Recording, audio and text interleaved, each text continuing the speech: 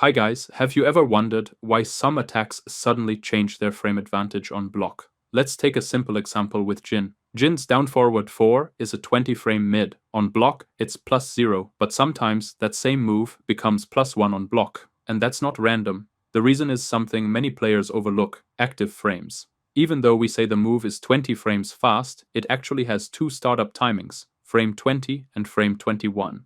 Those are its active frames. Active frames are the frames where the move can actually hit the opponent. They are responsible for hit stun and block stun. To visualize this properly, it helps to look at games that show frame data more clearly. Bro, this music is absolute fire.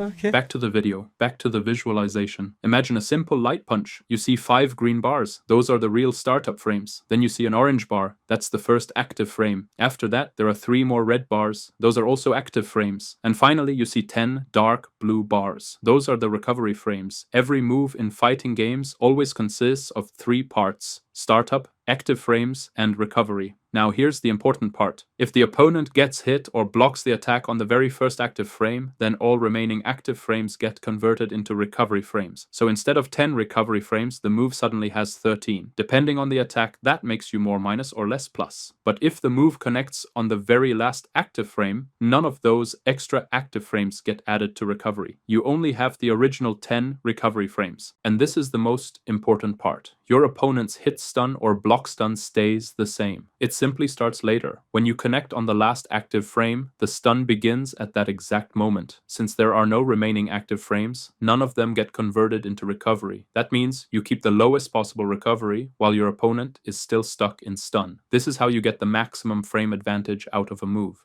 That's why the same move can be less minus or even more plus depending on which active frame actually hits. Frame advantage is always calculated by comparing your attack recovery frames to your opponent's hit stun or block stun.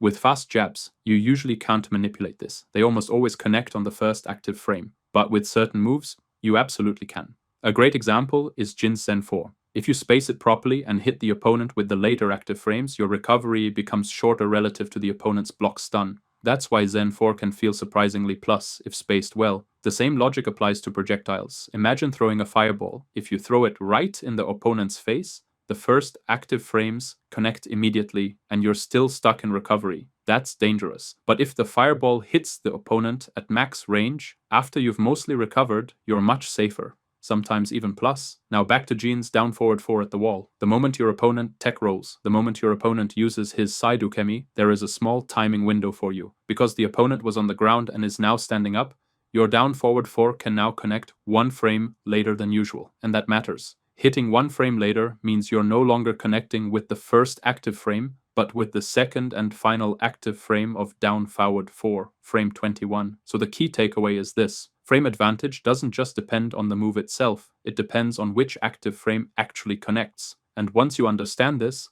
a lot of random frame advantage suddenly makes perfect sense. Thanks for watching. If this video was useful, feel free to check out some of my other content.